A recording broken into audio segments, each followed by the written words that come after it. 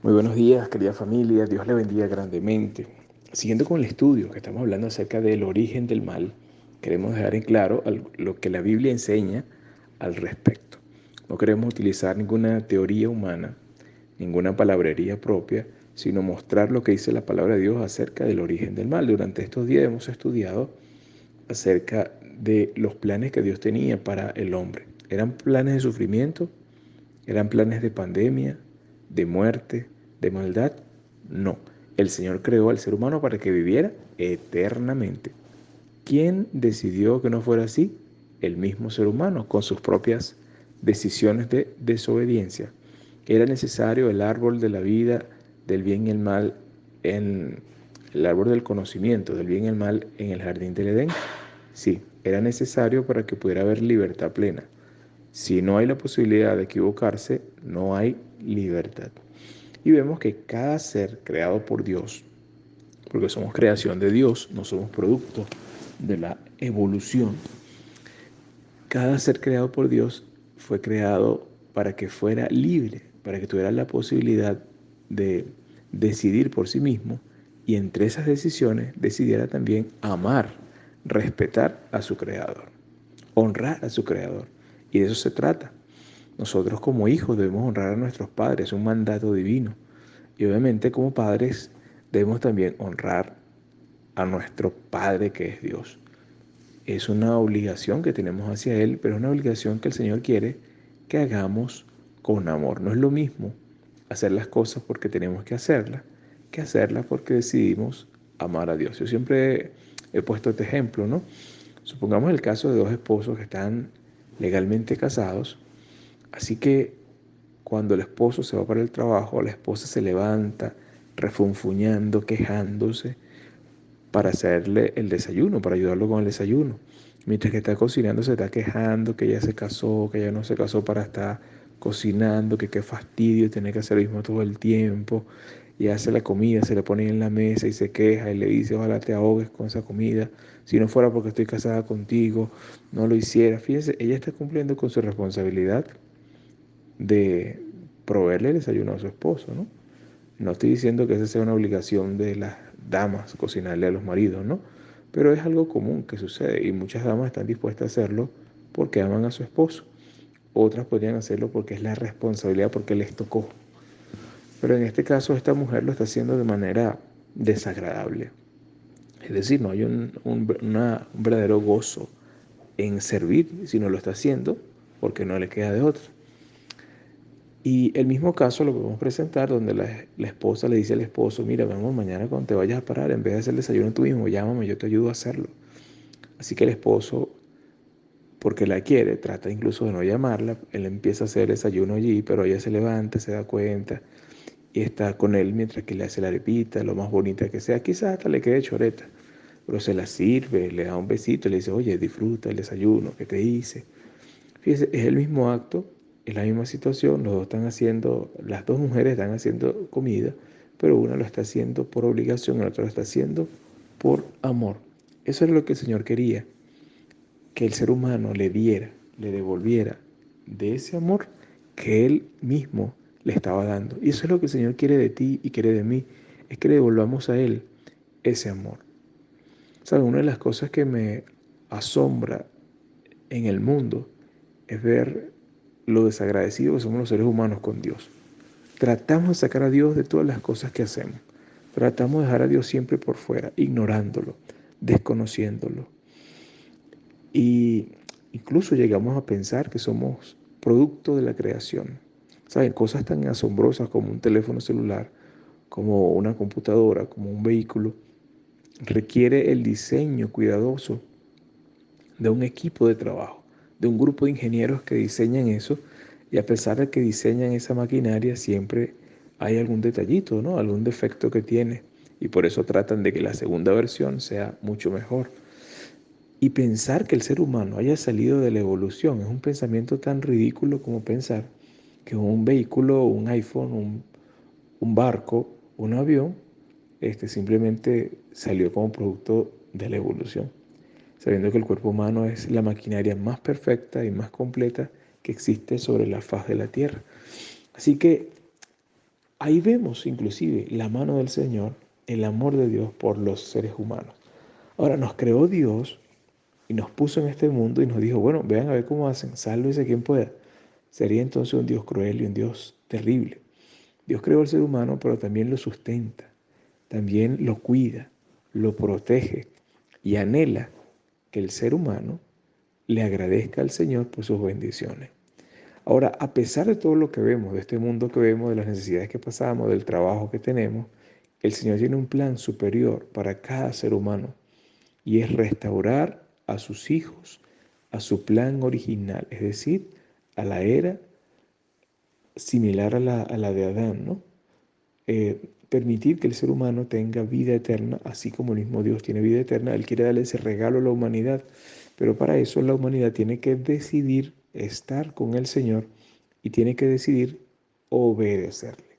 La clave de todo esto está en la obediencia, pero está en la obediencia por amor, como la última esposa, la que se levantó a ayudar a su esposo con la comida porque lo ama y porque desea que esté saludable, y no por obligación, como la primera esposa que le da la comida porque, bueno, se casó, ajá, aquí está, y ojalá no tuviera que hacerlo.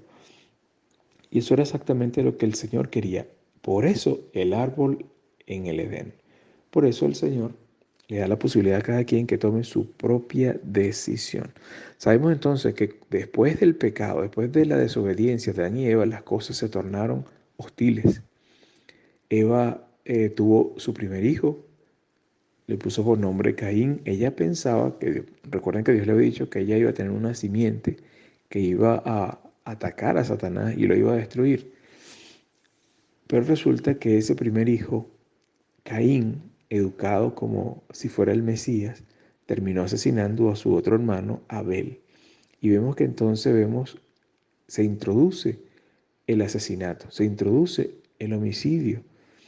¿Quería Eva que su hijo muriera? Por supuesto que no. Esto era algo nuevo para ellos. Desde el animalito que tuvo que ser sacrificado para que ellos pudieran tener ropas de pieles, hasta ahora su propio hijo perdía su vida allí. Y obviamente el sufrimiento de Eva y Adán fue terrible. Imagínense, Adán vivió cerca de 926 años y tenía que recibir las recriminaciones de todas las personas que se le moría un familiar, que tiene algún problema, que le diga, mira, esto es por culpa tuya, por tu desobediencia. Imagínense toda la situación que les tocó vivir. Pero esto nos enseña una realidad y es que hay un conflicto genuino entre el bien y el mal. ¿De qué lado está Dios? Del lado del bien. ¿Quería el Señor esto para sus hijos? Por supuesto que no. Por supuesto que no quería ningún sufrimiento para sus hijos.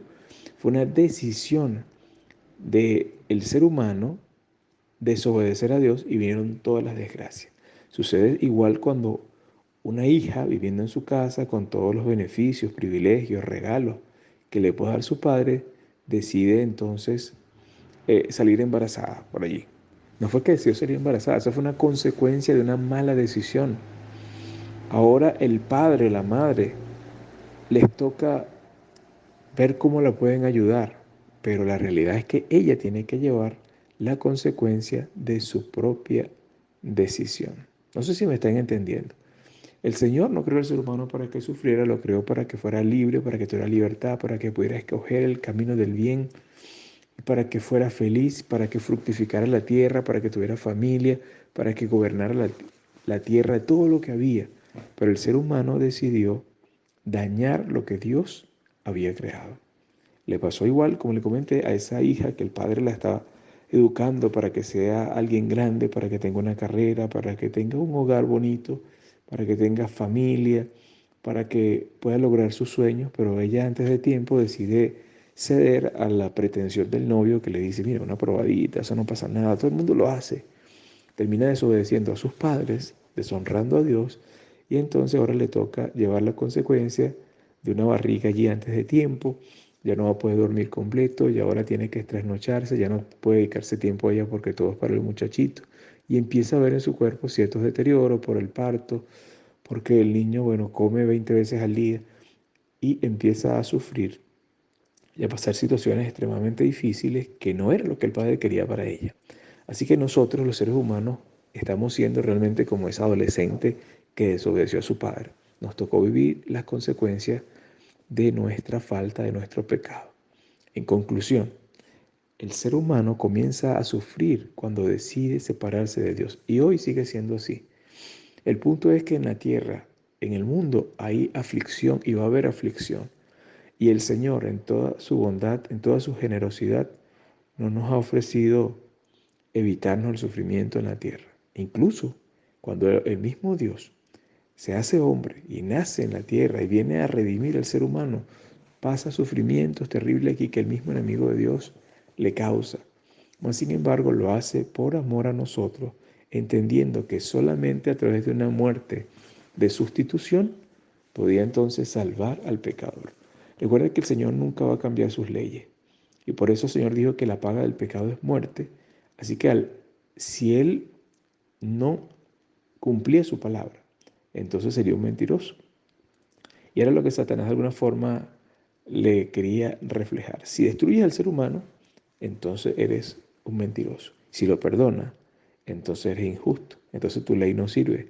Así que el Señor decide para cumplir con la justicia, porque Dios es justo, pero si es justo, entonces Él dijo que tenía que morir el hombre si pecaba. ¿El hombre pecó? Sí. Entonces debía morir, pero el Señor no lo mata. El Señor no ejecuta la sentencia allí, sino que el Señor traza un plan. Y ese plan consistía que Él mismo iba a dar su propia vida para que el ser humano pudiera vivir eternamente. Imagínense lo que el mismo Dios hace, lo que el Padre hace. Eso me recuerda a una historia de un padre que estaba viendo que su hijo se estaba yendo por mal camino. El padre todos los días le advertía que dejara esa vida, pero el hijo no quería dejarla. Hasta que un día, a medianoche, escucha un escándalo allí que viene, escucha una sirena y de repente ve a su hijo entrando a casa todo ensangrentado. Lo venía persiguiendo la policía. El hijo entra a casa y le dice: papá, ayúdame. ¿Qué podía hacer el padre? Le había dicho muchas veces que dejara esa vida, pero el hijo no quiso. Así que el padre lo que hace es manda al hijo que se quite la ropa, que se vaya a bañar rápidamente. Así que mientras el hijo se mete al baño y se saca toda la sangre que tenía en su cuerpo, este padre se viste con la ropa ensangrentada de su hijo y se queda allí en la sala. En ese momento la policía irrumpe de golpe, tumba la puerta, se mete y ven al hombre con la ropa llena de sangre, lo agarran, lo dominan allí y se lo llevan a la cárcel. El hijo sale del baño y ve que se están llevando a su papá, suplica que no lo hagan, pero los policías no lo escuchan, se lo llevan, lo van golpeando por el camino, lo montan en la patrulla y se lo llevan. 30 años de cárcel le ponen al hombre por un homicidio que ni siquiera sabía que había hecho su hijo. Sin embargo, logró salvar a su hijo. Eso fue exactamente lo que hizo el Señor. El ser humano tomó una decisión equivocada pese a la advertencia de Dios, pero el Señor en su gran amor se pone en nuestras vestiduras, se pone en nuestra ropa, decide sufrir las consecuencias de la muerte para que nosotros podamos tener las consecuencias de su perfecta obediencia, de su vida. Por eso el Señor vino aquí a la tierra, fue a morir. Él vino a enseñarnos cómo se vive y vino a morir por nosotros para que cada persona que hoy decide decir en su corazón: Señor, te acepto, yo quiero ser tu hijo. Y no solamente dice que lo acepta, sino que ahora decide obedecer. Porque aceptar a Dios no es decir: ay, Señor, te acepto y ya. Significa obedecer. La Biblia cuenta que en cierta ocasión le llevaron a una mujer pecadora, adúltera, que consiguieron en el mismo acto del adulterio, se la llevaron delante de Jesús, la tiran en el piso y le dicen: Señor, esta mujer fue conseguida en el acto del adulterio. La ley de Moisés indica que hay que asesinarla, hay que apedrearla. Pero ¿tú qué dices? Era una trampa, ¿no?, que le estaban tendiendo a Jesús. Y el Señor levanta su vista y le dice a los acusadores: el que no tenga pecado, que lance la primera piedra. Ninguno pudo hacerlo porque todos eran pecadores. Todos somos pecadores porque somos herederos. Aunque nos portemos de la mejor manera posible, somos herederos, somos herencia, somos descendencia de Adán y Eva y traemos en nuestra piel el pecado. Sin embargo, el Señor le dice a esa mujer que la iban a apedrear: vete y no peques más. No le dijo: vete y sigue con lo tuyo, esos son unos envidiosos. tranquila, no te preocupes, no es gran cosa. No, no le dijo eso. Le dice que se aparte del pecado y no siga pecando. Así que todo aquel que decide aceptar el llamado que el Señor hace hoy, de que vengan a Él, de que le acepten, de que acepten el sacrificio que Él ha hecho por cada uno de nosotros, entonces esta persona está poniéndose en las manos del Señor y está decidiendo a partir de hoy obedecer a Dios.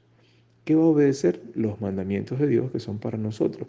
Los 10 mandamientos completos, los que aparecen en la palabra del Señor, en otro momento los tocaremos. Pero estas reglas que son para nuestro propio cuidado son las que Dios dejó para que cada uno de nosotros pudiese entonces imitarlo a Él y hacer su voluntad. Dios tiene planes grandes para ti, así como quizás usted lo tiene para sus hijos, ¿verdad? Y Dios no quiere que usted sufra, ni que usted muera, ni que a usted le pase nada definitivamente. Inclusive a pesar de la muerte, a pesar de la enfermedad, porque todos vamos a morir en la tierra, de una forma u otra.